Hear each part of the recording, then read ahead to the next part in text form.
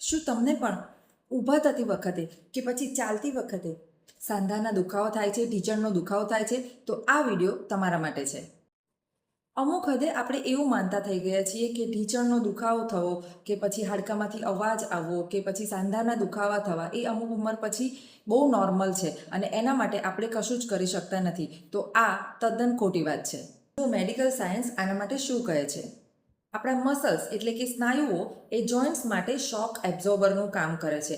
એટલે ચાલતી વખતે મૂવમેન્ટ્સ ઇઝી બનાવે છે.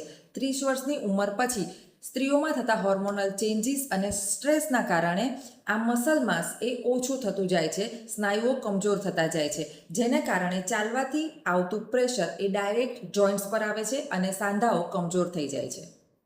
જ્યારે મસલ્સ એટલે કે સ્નાયુઓ કમજોર થાય ત્યારે ચાલવાનું ડાયરેક્ટ પ્રેશર એ બધું જ ઢીંચણના સાંધા પર આવે છે. તમારા જોઈન્ટ્સ એટલે કે સાંધાઓ એ માત્ર કેલ્શિયમ નથી, પરંતુ કાર્ટિલેજ, કોલેજન અને સાંધાની વચ્ચેનું પ્રવાહી એટલે કે સાઇનોવિયલ ફ્લુઇડ આ બધું જ પ્રોટીનથી બનેલું છે.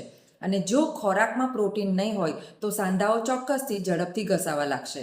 આપણા ખોરાકમાં મુખ્યત્વે કાર્બોહાઈડ્રેટ્સ જ હોય છે. પ્રોટીનનું પ્રમાણ ખૂબ જ ઓછું હોય છે. તેનાથી ડેઇલી પ્રોટીન રિક્વાયરમેન્ટ જે હોય છે તે પૂરી થતી નથી. અને પ્રોટીન એ કોઈ લક્ઝરી આઇટમ કે પછી કોઈ ફેન્સી નથી કે પછી માત્ર જિમમાં જતા હોય કે એક્સરસાઇઝ જ કરતા હોય એના માટે જ નથી, પરંતુ પ્રોટીન એ ઘરની દરેક વ્યક્તિઓ માટે પાયાની જરૂરિયાત છે. આ પ્રોબ્લેમ એ ચોક્કસથી રોકી શકાય એમ છે. જો તમને પણ સવારે ઉઠવામાં જકડન થતી હોય કે પછી દુખાવો થતો હોય તો કમેન્ટમાં સોલ્યુશન માટે યસ લખો અને તમારા પરિવારની દરેક સ્ત્રીઓ સાથે આ વિડીયો શેર કરો.